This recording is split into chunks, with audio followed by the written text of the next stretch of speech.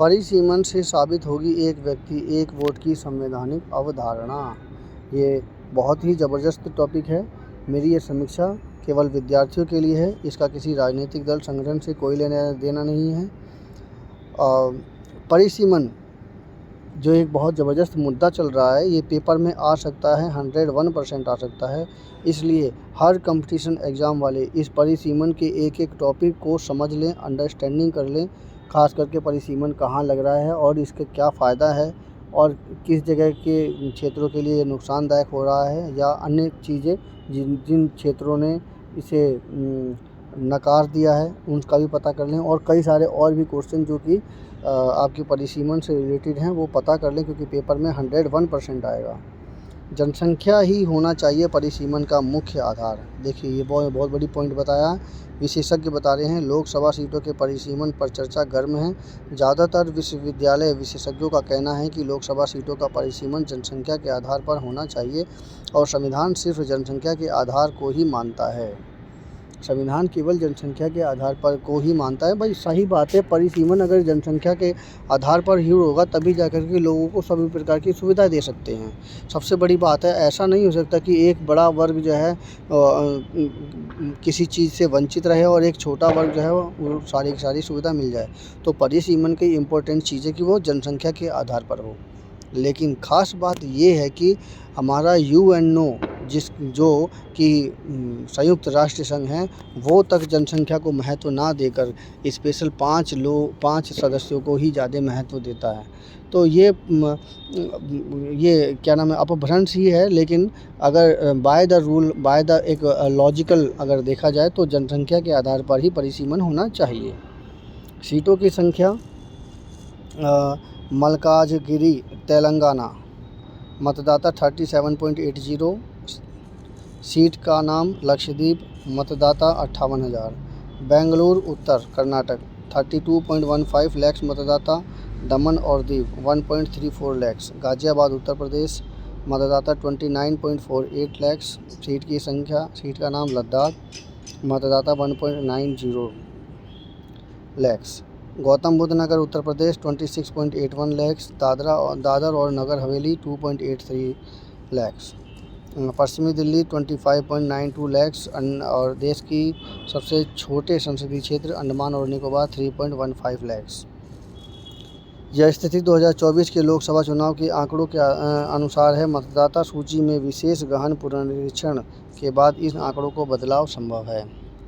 अब बात एक चीज़ और भी है। अब आप ये देखिए, संसदीय क्षेत्र हैं इसमें और मतदाताओं की संख्या इतनी है, यानी कि आप ये देखिए दिल्ली के आसपास गाज़ियाबाद, गौतम बुद्ध नगर, पश्चिमी दिल्ली, ये गाज़ियाबाद दिल्ली के आसपास है, तो इनकी आबादी बहुत ज़्यादा है, सघन आबादी है।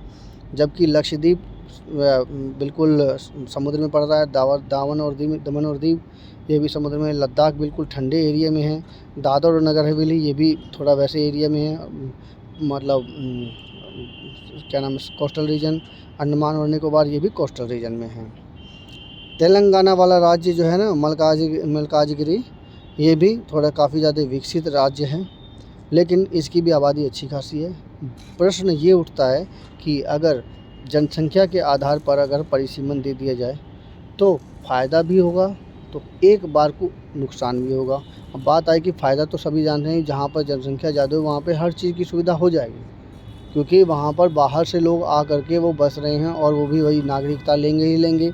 तो फिर वो जब नागरिकता लेंगे तो जाहिर सी बात है वो आबादी बढ़ेगी। तो इस तरह से फिर बाकी क्षेत्रों का विकास कैसे संभव है? प्रश्न यहाँ पर उठता है कि आप एक परिसीमन आयोग के तहत अगर आप पैसा लगा देते हैं या मेयर का चुनाव कर देते हैं, तो फिर आप उसके ढंग से फिर बाकी क्षेत्रों की तरक्की कैसे करेंगे? तो यानी कि कहने का मतलब ख़ास क्षेत्र ही ज़्यादा डेवलप हो जाएंगे और बाकी सब क्षेत्र अनडेवलप हो जाएंगे। ये अनडेवलप कहना चाहिए कि कम विकसित हो जाएंगे। तो ये जो डिफरेंस है, इस चीज़ को देखते हुए सांसदों को भी नियुक्त करना पड़ेगा कि किस तरह से सांसद या मेयर या एटसेट्रा जो भी है वो किस प्रकार से चुने कि जो कि परिसीमन का कुछ नुकसान है तो कुछ फ़ायदा है, वो दोनों का दोनों सेटिस्फाई किया जाए। सबसे बड़ी बात, मेन बात है कि व्यापार, जहाँ पर व्यापार ज़्यादा होगा वहाँ पर परिसीमन लगाना ठीक है। जहाँ व्यापार कम होगा तो वहाँ पर थोड़ी सी दिक्कत आएगी। आप सोचिए कि जहाँ से मान लीजिए इसमें लद्दाख ठंडा एरिया है, व्यापार कम, आबादी कम, तो उस एरिया में परिसीमन आप लगा करके क्या फ़ायदा पाएंगे? तो उससे सबसे पहली बात है, इन क्षेत्रों में जहाँ पर बिल्कुल दूर दराज का एरिया है, पहले वहाँ पर एनर्जी सोर्सेज बनाई जाए। एनर्जी सोर्सेज बनते ही आप वहाँ पे पानी की व्यवस्था हो जाए, उसके बाद वहाँ पे अच्छे खासे मतलब धीरे धीरे करके फैक्ट्रियाँ लगनी शुरू हो जाएं, तब जा कर के अगर इस प्रकार से अगर डेवलप किया जाए तो परिसीमन का फ़ायदा है। वैसे विशेषज्ञों ने बिल्कुल सही राय दी है कि जहाँ पर ज़्यादा जनसंख्या वहाँ पर ज़्यादा अच्छा परिसीमन, मतलब वो वहाँ पर उनकी सीटों की संख्या ज़्यादा होनी चाहिए। जनसंख्या के आधार पर ही परिसीमन का चुनाव होना ज़रूरी है और इसी से ही देश चल सकता है। अब देखिए तमिलनाडु में मान लीजिए अब आप उसमें परिसीमन लगा देते हैं, तो तमिलनाडु का केस वहाँ पर क्या है, पानी की कमी है, तो वहाँ पर व्यापार कम होगा तो लोग वहाँ पर भाई मजबूरी में ही जा पाएंगे, अगर होगा भी तो पानी खरीद के ही जाएंगे। तो कहने का मतलब है कोस्टल रीजन होने के बावजूद भी, सारा सामानों का ट्रांसफ़र वहाँ से होने के बावजूद भी परिसीमन आयोग में परेशानी वहाँ है कि वो अपना किस प्रकार से विकास करें जब तक। तो इसी वजह से वहाँ पर वो जो वहाँ के जो मुख्यमंत्री हैं शायद इसी वजह से इसका विरोध कर रहे हैं। और एकदम अचानक तो पॉसिबल है नहीं, उसके लिए पहले नीरा प्रोग्राम को सक्सेस किया जाए और वहाँ पर पानी की व्यवस्था की जाए, उसके बाद तो परिसीमन आयोग बिल्कुल फिट बैठ जाता है। थोड़ा बहुत तो कम ज़्यादा हो जाएगा। लोकसभा के मुख्य बुनियादी भावना है समान प्रतिनिधित्व, एक व्यक्ति एक वोट की संवैधानिक अवधारणा की इसी विचार को साकार करती है कि हर नागरिक का मत समान मूल्य रखता है। लेकिन जब निर्वाचन क्षेत्र की जनसंख्या में असमानता बढ़ जाती है तब यह सिद्धांत कमज़ोर पड़ने लगता है। अब ये वही बात है कि जब लोग गांव छोड़कर के शहर की तरफ आएंगे तो असमानता बढ़ जाती है और वहाँ पे फिर सिद्धांत कमज़ोर पड़ जाते हैं। जब वो शहर में आएंगे तो टैक्स पे करेंगे तो वो वहाँ पर वो सिद्धांत फेल हो जाता है। ऐसे में परिसीमन की प्रक्रिया अत्यंत आवश्यक हो जाती है। यदि किसी क्षेत्र में मतदाताओं की संख्या बहुत अधिक है और दूसरे क्षेत्र में बहुत कम, तो कम जनसंख्या वाले क्षेत्र का मत अपेक्षाकृत अधिक प्रभावी हो जाता है। कम जनसंख्या वाले क्षेत्र का मत अत्यधिक प्रभावी हो जाता है। यह स्थिति लोकतांत्रिक समानता के सिद्धांत के विरुद्ध है। अब इन्होंने तो कह दिया कि ये विरुद्ध है। देखिए यहाँ पर ये बहुत बड़ी पॉइंट है कि कम जनसंख्या वाले क्षेत्र का मत अपेक्षाकृत अधिक प्रभावी हो जाता है। अब क्यों ना हो प्रभावी, आप खुद सोचिए। पहला पॉइंट है कि उस क्षेत्र को, जो कम जनसंख्या वाला क्षेत्र है, उस क्षेत्र को किस प्रकार से डेवलप किया जाए, महत्व तो इस बात का है। तो इसके लिए ज़रूरी है कि वो समुचित व्यवस्था वहाँ पर की जाए। दूसरा पॉइंट है, यह स्थिति लोकतांत्रिक समानता के सिद्धांत के विरुद्ध है। लोकतंत्र के हिसाब से तो बिल्कुल विरुद्ध है ही, लेकिन जब आप चीन में जाके देखिए, आप कहेंगे कि वहाँ पर परिसीमन क्या, वहाँ पर सब कुछ ठीक ठाक है। आपके दूर दराज के एरियो में भी सारी सुविधाएं मिल जाती हैं। क्या उनके पास वो लोकतंत्र नहीं है? वो भी तो देश चला रहे हैं। कहने का मतलब है आपकी ठीक है, लोकतांत्रिक परीक्षा के लिए ठीक है कि लोकतांत्रिक समानता के सिद्धांत के विरुद्ध है। वो ठीक है कि आपके पास जहाँ जनसंख्या ज़्यादा होगी वहाँ पर सारी सुविधा होनी चाहिए, और अगर वो सुविधा से वंचित हो जाता है तो वो क्षेत्र धीरे धीरे करके कमज़ोर होता चला जाता है। परंतु शर्त ये है कि जो भी पीछे वाले, जो पिछड़ा हुआ एरिया है, क्या आप उनको विकसित नहीं करेंगे? अगर परिसीमन का इस प्रकार से दुरुपयोग होगा तो वास्तव में इसका पूरा का पूरा असर पड़ेगा। कहने का मतलब ये है कि लोकतांत्रिक समानता के सिद्धांत का विरुद्ध परिसीमन आयोग में है।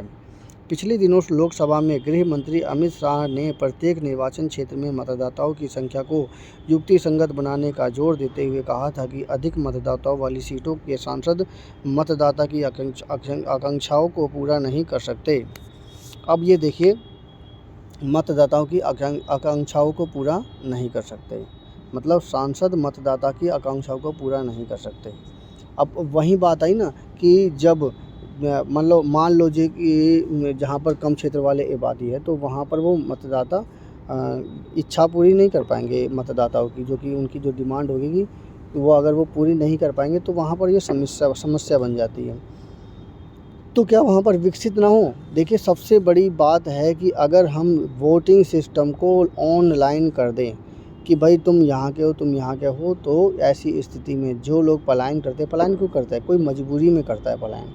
तो जो वो मजबूरी में जो पलायन करता है ना, तो उनको सही वोट सही समय पर सही आदमी को अगर वो वोट दे देंगे तो वो उस क्षेत्र को विकसित करेगा, और विकसित करने से ज़्यादा बेनिफिट मिलेगा।